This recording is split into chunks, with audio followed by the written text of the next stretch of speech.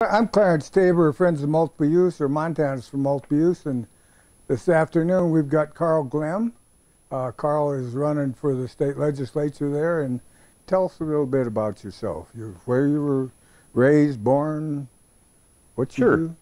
Sure. My name is Carl Glemm, and I was born and raised in Conrad, just on the east side of the mountains, and went to school in Bozeman at MSU, and got a Bachelor of Science degree there for construction engineering.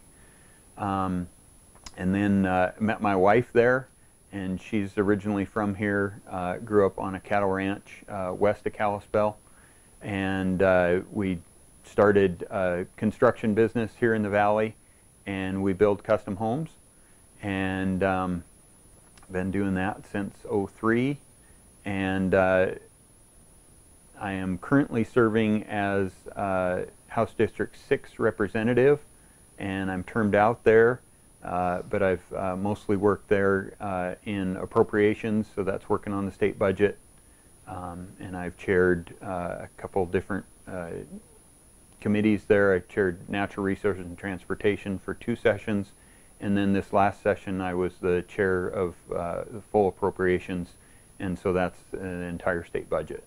And you're actually, so people know, you're taking over the position that Dee Brown had held? Yeah, so that's the seat I'm running for, is Senate District 2, and that was Dee Brown. She has actually endorsed me for this race, and it is basically the East Valley up to Columbia Falls, then up the North Fork, and up the canyon up to Marias Pass. The next question is kind of motorized recreation. Have you ever been a snowmobile or trail bike ride, a motorized? Not an awful lot. I've got 4-wheelers, and we ride 4-wheeler a lot on. We used to use them a lot on the ranch, and I've used them recreationally some. There aren't an awful lot of trails out, that are available. Apparently, we think that the grizzly bears are scared of a 4-wheeler, but they seem to get hit by trains an awful lot. But you support them being able to use the forest, and you bet. Yeah. Yeah. Okay. Yeah. The more activities we can get people out there in, the better. I think. Should Montana taxpayers fund bicycle paths along our federal highways and state highways? I'm not in favor of that. You're not in favor of that? No. What's your viewpoint on abortion? That's kind of a tough one, but, just kind of, what's your feelings on it? It's not tough for me. I'm against abortion. 100%. I think it's wrong, and I just believe, I fully believe that babies are precious, and so I'm against it. What I'm trying to do is actually not find where you and your counterpart actually agree, but find the differences so people can weigh out the differences. And that's Sure. the objective that between this and also debate that we'd be doing. You bet. Do you know the conditions of the Forest Service roads that are out in the hills that you could go out and drive on now? Are you very aware of the condition of them? More and more of them are getting closed down, which Closed just down. goes down. It limits people's access. It really does. It treats more and more of it like wilderness. But if the road was open, are you familiar with the condition of the road, or not too much? Or I don't think they're doing much with maintenance on them, as like they used to. Yeah. For sure. Yeah. They, of course, it's an opinion on mine, and I can share that in our presentations now. Not in the debate, I couldn't, but they're so bad for what I'm used to that you can't take a family car down them. And I thought maybe our electeds could go on a show-me trip sometime, the Forest Service and the folks that did get elected, go out, look at them. You bet. That'd be great. How about the historical amount of timber sold and harvested by the Forest Service? Well, it's dropping dramatically because every timber sale that the Forest Service tries to put up gets tied up in litigation from the radical environmentalists. They stop them every chance they get, and they use the equal access justice law to get paid to do it. Are you familiar how much they actually used to harvest? Forest Service? I have heard, I don't know it off the top of my head, but Yeah. many, many more, thousands of board feet. I mean, They used to huge harvest. sales, huge sales. They used to sell, in a 30-year average, they sold 125 million every year. And they actually harvested 100 million every year for over 30 years. And in 95, they cut it way down to 54 million. They cut it down to what they were going to sell. But they've only been around 30. So it's really fallen off. And do you know what they did with a lot of that percentage of that money went to, were you aware of, went to roads and schools?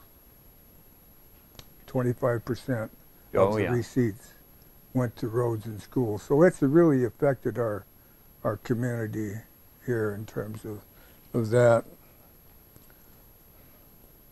Do you know how many mills have closed in western Montana as a result of that? The majority of them. Guess. Guess my number. How many have closed? Yeah, since when they really cut it down. You know, this is kind of it's been a while back, but the timber was still out there. The timber still is out there. But I think it's around 20-some mills that shut down when they stopped actually having timber sales. Yeah. So it's been a significant amount on our income to roads and schools and the How about forest fires? What's your take on the let or burn policy? It's ridiculous.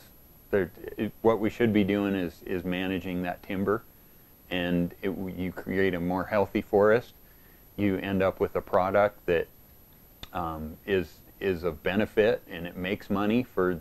I mean, like you said, it funds government to run, whereas now we just let it burn and we end up paying to fight the fire.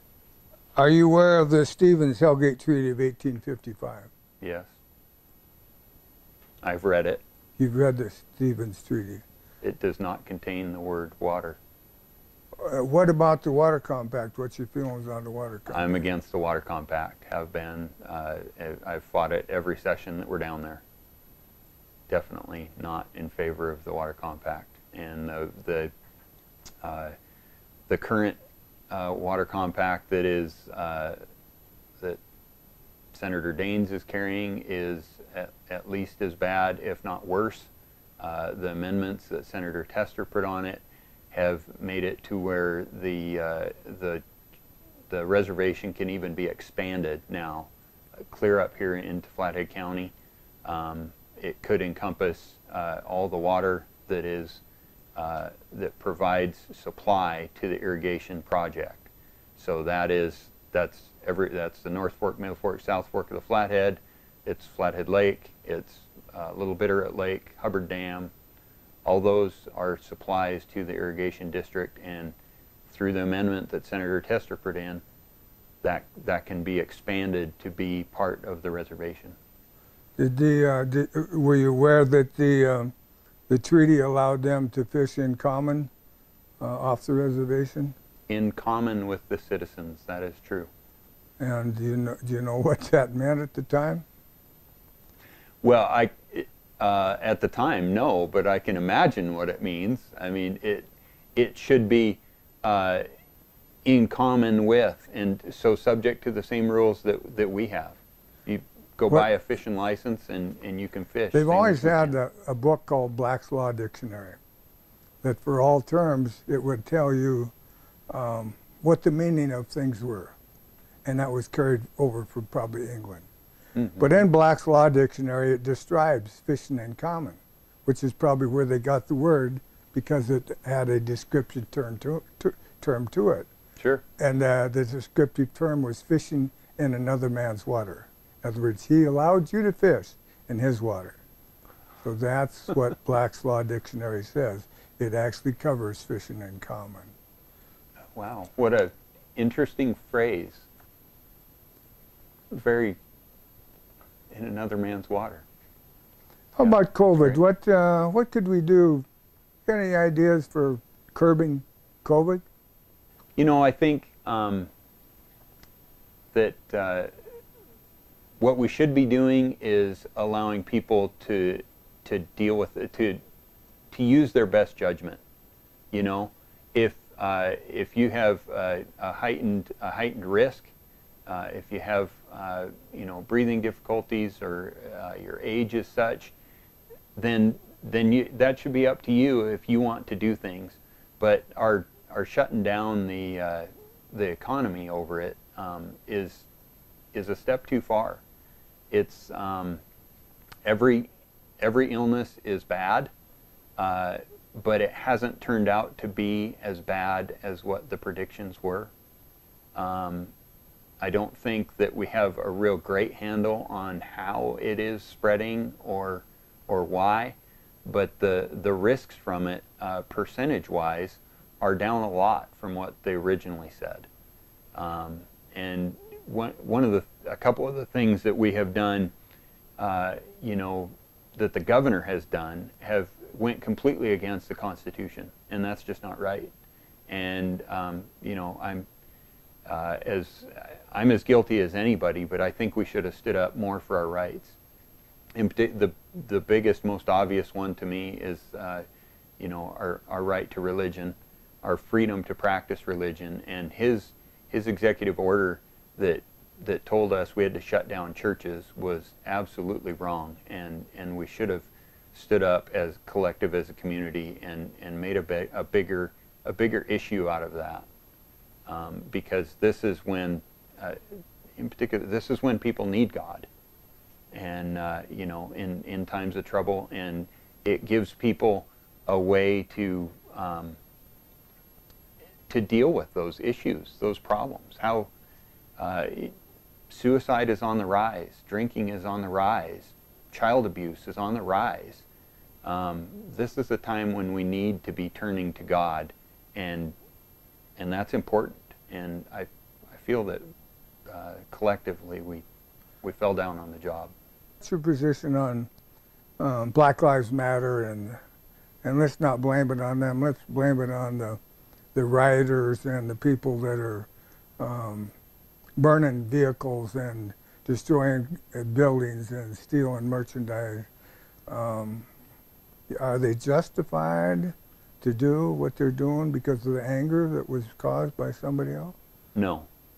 No, they're not. There is law. If they want to have a peaceful protest, then have a peaceful protest, and bring forward an idea that you want changed, something that you want changed. I don't hear even any cohesive message of what they want to move forward. During the civil rights movement, they had legislation that they wanted to pass. They had ideas that they wanted changed. This movement doesn't have that. This movement is for the activists, the violence part of it. All they want to do, they want to blow up America. They want to burn it down, and that's completely wrong as far as I know. Do you favor more wilderness? I don't. I think that the wilderness that we have is great, and I have used it. I go back there. I've taken horses back there. I think it's valuable, but I think that it is very limited in the number of people that actually get to use it. Yeah. And so I think we need more people using the public lands that we have, and when we have more wilderness, it actually shuts that down, because you get less people using it, and people get more concentrated in the places they can get to, which, back to your earlier question of shutting down all the roads, just leads everybody to, that's why, you know, your favorite old hunting spot that you used to be able to access now is shut down, and so everybody's confined to these smaller areas and accessible areas, and so it feels so much more busy, so much more crowded than it used to. Have you ever fought forest fire? I have. I was 12 years as a volunteer fireman So always both sides. So it was structure protection and wildland firefighting, but not on. I think I did have a red card for a period of time, but I don't think I've ever went and been stationed on a big fire like that.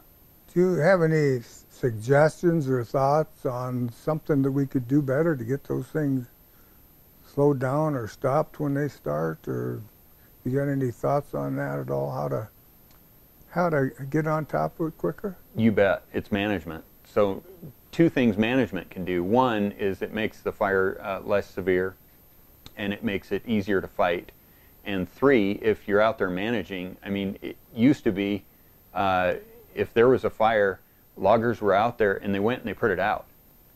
And it wasn't all this, big mess of let's analyze it, let's think about it, let's try and figure out, let's pull back and watch and see what it's going to do.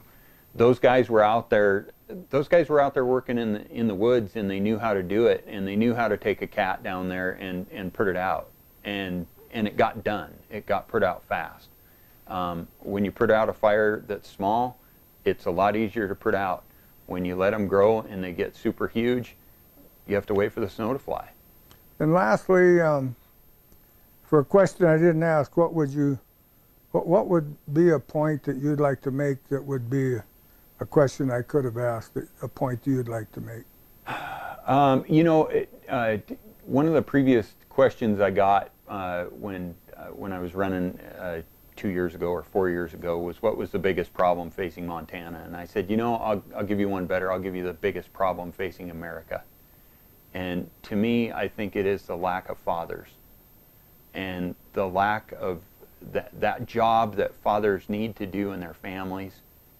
And I don't mean to say that there aren't circumstances where single-parent households exist, and God love them. I mean, me and my wife raised 3 kids, and it's tough work to raise kids. It is, but I love it. But kids need both parents.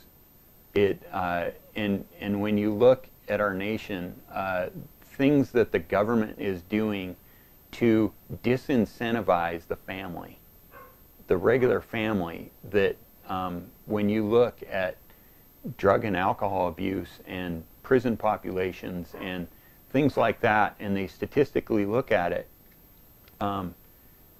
fathers are falling down on the job. And I think that needs to be, we need to help that out. We need to rectify that. And from a government perspective, what we need to do is not get in the way of it, and we need to not incentivize to tear apart the family. We need to encourage families to stick together and raise kids. Well, we thank you and appreciate, and good luck there, and we're hoping to also sponsor a debate, a presentation of interchange between your ideas and the person that would be running against you. You bet. And hopefully everybody gets voted and we don't have a voting problem. I hope so. So we thank you, Carl. You bet. Montans for Multi-Use, thank you. And Joe Clark is going to, Joe, do you have a company name? Eclipse Rover. Eclipse Rover. Appreciate it. Can I ask you a question? Yeah. What's your stand on sales tax? Sales tax. I'm against the sales tax. Yeah. So the problem with the sales tax is that we already have income tax and property tax, and those are weighing heavily on the citizens. And you add one more, and government will just grow. We'll just eat it up. So I'm not in favor of sales tax because it'll just be too onerous on the citizens of Montana. Thank you. Appreciate it. You bet. Thanks for having me. You bet. Thank you. This afternoon we've got Kyle Waterman that's running for a position that Dee Brown used to have. Yes. And so we want to ask you some questions and get to know you a little bit and let the people get to know you a little bit. And this is sponsored by Montans for Multiple Use or Friends of Multiple Use. Okay. So Kyle, Tell us a little about your background, age, born, raised, where you went to school, that kind of stuff, where you work, just Well, thank a you, little sir. Thank you for the invite, and it's nice to be able to get out and meet people. Again, my name is Kyle Waterman. I'm running for Senate District number 2. It is the vacant seat and the open seat that D. Brown just got term limited in. I am born and raised in Montana. I was born and raised over in Helena, so used to a little bit more sunshine and a lot more wind, but ended up living out of state and constantly wanted to be able to move back to state. Part of it was trying to find the jobs that made that work, and about 7-10 years ago, I was able to start to come back to the Flathead, and I moved here full-time 7 years ago. Personally, I have done a lot of work in nonprofit management, or being able to help pull communities together to work on, sort of started off with some preservation work, and I used to work most recently out in Washington helping do preservation of open spaces and in an area which had historic barns and trying to do that. Sure. So that was sort of a background there. When I moved here to Montana, I ended up working with Intermountain Children's Services, and Intermountain provides therapeutic services for kiddos and kids and families. And that actually is one of the things that spurred me into public service, was realizing that kids, you needed to be able to help those kids who were being traumatized. But when you really get into that issue, you realize that their parents have other issues or have health issues as well. Mental health issues, but addiction issues primarily is being one of those things. And that we also, to be able to get those kids and families back together and get them to be successful, we needed to address some child services issues. We needed to look at how to expand things like Medicaid to make sure that the kids and their families were protected, and so that you could actually start to work on reunification and how they would be together. So that's what spurred me into public service. Got some questions here that we can run over, and Okay. some probably only take a moment, and then some of them, if you don't know, with some of my background and that, might give you a couple things that are, you know, kind of discuss it and give some information back that way. Okay. A little exchange of that. So we'll start off with motorized direction. Have you ever been a snowcatter or a motorized trail rider? I have friends who snowmobile. I do not have a snowmobile myself. I have been out there and enjoyed that recreation. And I think that it's great that we have that access to be able to do that. Okay. And how about motorbike or I have ATVs? I have not been ATVs? into ATVs as much, but again, I have friends who Yeah. have side-by-sides. Really supportive of that and how we open some of that work up. But again, Yeah. I think there's a lot of responsibility there to make sure that we're not trailblazing into Sure. backcountry. Should Montana taxpayers fund bicycle paths along federal or state highways? What's your thought on that? As far as there is some need to be able to talk about how we get some of those byways and some of those pedestrian pathways and trailways next to that. And I think that that's some great opportunities. I mean, here in Columbia Falls, we actually have highways that are going across town, and I think that those are spaces where we need to look at those pedestrian solutions to make sure that they're there. But what about along an existing road to establish a bicycle path with equipment and the high-cost dollars? Should the taxpayers be funding that expensive path parallel to a highway, federal or state? Federal or state, I think that it depends on the space. I mean, I do agree that some of those grants and some of that incentive work should happen. Again, I think that it is good to do that. On every road, no, I don't think that it's appropriate for every road, and there's a lot of spaces where a good expansive shoulder is working for that. Again, in a place like Columbia Falls, where we have a lot of traffic and tourist traffic, I think that would help get some of the tourists and some of those bikes off the road and make things safer. What's your viewpoint on abortion? My view on abortion is that I don't believe that the government should interfere with anybody's access to health care, and that includes women's access to health care and regarding abortion as well. How about funding for it? Should the taxpayer participate in adding to the and paying for it? What's your thought on that? On paying for abortions? Yeah, taxpayers' money used to help with abortions, for example. You know, it's one of those things where I have a concern about, again, of where that conversation belongs between a family, the wife and her husband and their doctor. I have a concern of any of that restrictions happening from state laws that would restrict that would have a sort of a diminishing return on people's access to health care. Yeah, well, this is a little depth, because what we're trying to do is see the different points of views to, you know, between the candidates. But if it was between the woman, her husband, and the doctor, would we be saying that in that setting they would fund it, or you think we should actually, taxpayers' money would fund it? I don't see like where we're exactly funding it directly. Again, it's about access to health care. Okay. And my concern is diminishing returns on access to health care. Okay. So, are you aware of the condition of the Forest Service roads that are open to the public out there now? Have you been out in the forest? Have you been on the forest roads that are I have, open? and I have seen that, especially this summer, where the glacier ended up being sort of halfway closed. We ended up seeing a lot more use out there and seeing people going and camping in spaces which has not necessarily been designated for that. And not enough people are taking the responsibility to do the pack in, pack out that they need to be able to do. How about the Forest Service roads that are actually not in the park, but they're in the Forest Service roads that are open? Have you been on them? I have been. Some of them that are up in the North Fork. I spent a lot of time back in the Sealy Swan area. And that's where I generally go. What was the roads in pretty good condition? Depending on the beginning of the summer, there were some good conditions. Some of them got overused and they got rutted out. I do think that we need to look at some of that investment into some of those access points to make sure that they are being maintained. And we need to also look at like where hitching posts and some of that access, again, that you can get through those Forest Service roads to that public lands access. Okay. So. Are you aware of or support the Forest Service concept of what a lot of people, there's different words for it, but a lot of people just call it let her burn philosophy. What's your thoughts on a let her burn philosophy in the Forest Service?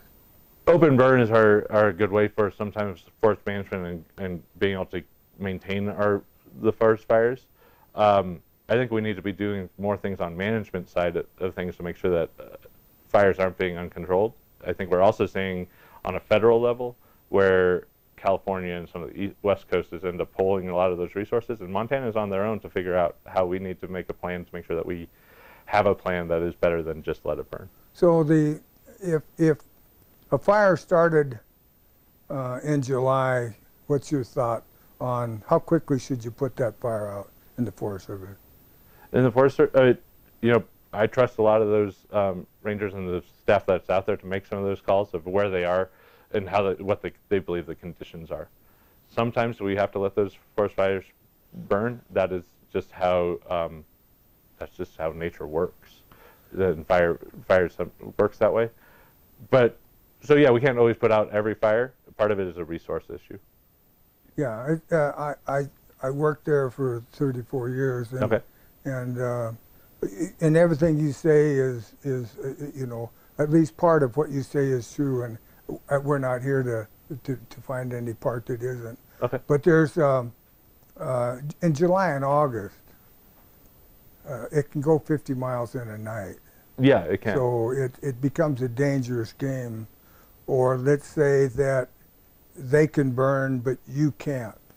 Why would you allow them to burn in your county when you can't? And do you have any thought on the difference? Sort of the prescribed burns?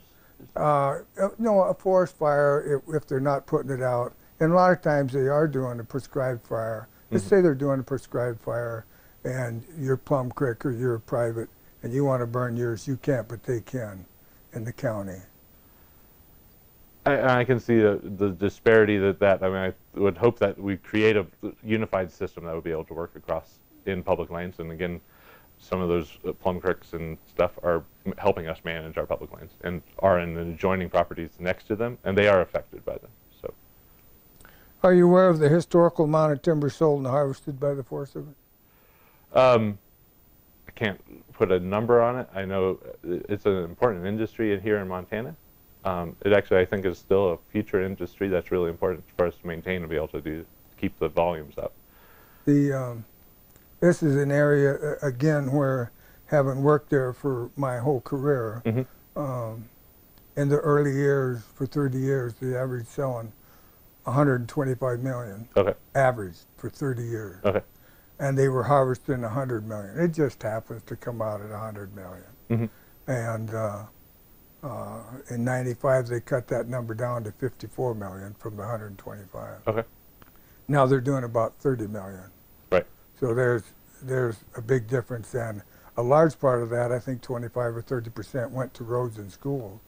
So there was a lot of... Our public lands are an important component of how we fund our schools, and I appreciate that, and I also am concerned about diminishing the timber industry getting too much smaller than it is. And you're right. I mean, if we look at those numbers, that's pretty significant cutbacks. And that's just one of those things that we have to be able to look proactively of how we keep the industry surviving. And also, I think we can do a better job of exporting good timber, but also making good paying jobs and adding manufacturing to that timber industry. If you look at like smart lamb and stuff like that, of how we could actually be retaining more of that investment on cost here on those products, and not just sending out raw product, but improved product from Montana. Do you know how many mills were closed when logging was curtailed?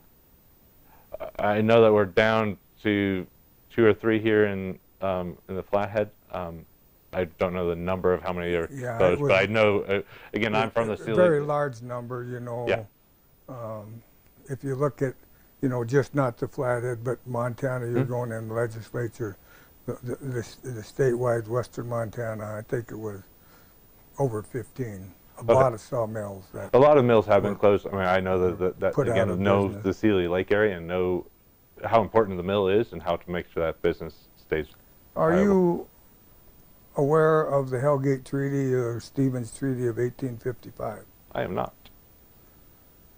It was a treaty signed that established the reservation for the Salish Kootenai Okay. by Stevens, and it was a Yes, Hellgate okay, Treaty with the Indians arrived there, and they came up with a solution there, agreed, the agreed treaty. And how about the Water Compact? Are you familiar with the Water Compact? I am familiar with Water Compact. Do you have a position on that, for or against? I'm for it. I mean, part of it is I believe it's one of those things that we've already established that. I also think that we see some benefits of how local control has been able to benefit the tribe, but also it is, I believe, working well here in the Flathead. What benefit would you see from it? Just mainly the economic benefit that's able to keep that money in the local, again, in the Flathead, but also in the reservation. I'm not aware of the money. What money are you speaking of? Part of it is just that local management, being able to have those local management teams be here. So again, I feel like it is something that's been established, and I don't want to wish the treaty pass. Poor will, you don't go into an agreement like that. I think the Indians would do the managing.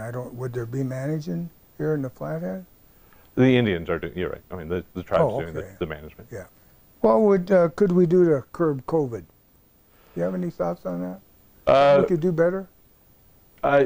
Things that we could do better. I think we need to be able to take it seriously. I actually think it's one of those things where it's going to take some community action of how the community works together to make sure the thing. It's not something where we can expand. We want to expand government to solve the problem.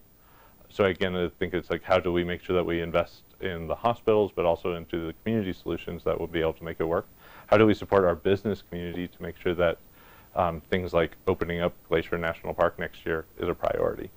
So. But how do we curb COVID? How do we help get the lid on that?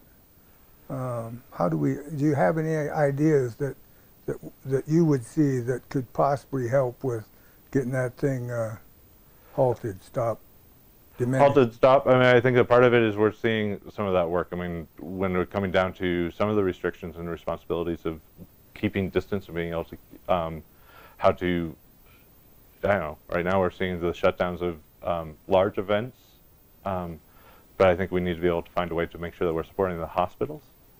There's looks of new testing and more rapid testing. We need to be able to have that. We also need to make sure that we're staying on top of things so that, again, businesses stay open. And again, with those larger community aspects, to make sure that next year when we open up into 2021, that we can open up the whole park. Is Montana kind of holding its own or getting a lot worse, COVID in Montana? We're seeing some pretty big spikes right now. I mean, even here in the Flathead. I think that we can get on top of that, and I think that we can manage this. Do you favor more wilderness? We have a fair amount of public lands and wilderness lands, and I mean, I think I want to make sure that we protect those and not downsize them or privatize them or develop them. But designating more wilderness land, I'm not. I guess I would want to see what the proposals were. What you'd want to what? I would see what the proposals are. You'd be open to expanding? Yeah, I think so. Okay. I'd be curious. And Yeah, yeah. Have you ever fought fires, and what could we do to stop them? I personally have not been on a fire crew. I have friends who have. Yeah. Again, I think that part of that is things that we can do is help make sure that we have that manpower and that workforce there to get that training. That's sometimes using our course program and be able to make sure that we see a pathway into wilderness management, but also into firefighting for people who are graduating high school and going through college. So that should be a career path that we're creating to make sure that we are creating, again, a Montana workforce that's able to address fires. Because again, I don't know that we're going to see that support come from the national. Again, some things we have to be able to solve the problem on our own. I know that Oregon has a tremendous, large group of firefighters are ready to go. And if they come to Montana and fight our fires, they help us. We got the fires out, but they took all the money home. Right. And again, I think that's one of those examples of like where fire management and forest management that we should be able to find Montanans who are able to have those jobs so that we retain those jobs here locally. What's your stand on sales tax? My stance on sales tax, one, there's different things. We just mentioned that when I came in that I work at an online business. Yeah. And I know that there's a lot of talk about Amazon taxes and putting sales taxes on that. And I don't know that that's something that everybody writes and talks about. I'm concerned about that, again, because I have work at a business that moved here because of the favorable conditions, and we have to talk about that we have a new marketplace happening online. Yeah. So I'm concerned about those and how that would work. So, would you favor sales tax? As far as local sales taxes, State sales tax. State sales tax, if it provides some relief to property tax, that would be one thing I would consider. We do bring a lot of tourists into Montana. We don't do very much to capture that cost, and that's part of the reason that we see local resort taxes and stuff like that trying to do that. And so if it provided a relief for property tax, I might consider it, but that's about the only reason I would. What's your thoughts on a resort tax like for Columbia Falls? Again, we I mean, I think it's in the works. I don't know if it got approved. They've given a break on it for an extra year. When we have 3 million guests and tourists coming to Glacier, that is one way that we're recouping on that. Making sure that some of that money comes back and is reinvested into the community and actually getting the tourists to do that. I'd actually, when it comes down to sales tax, I wish that there was more options for Montanans. If there was ever a sales tax, that locals could opt out of it. And again, how to make sure that the tax is being utilized by the industry, the tourist industry, that we could reap that benefit from.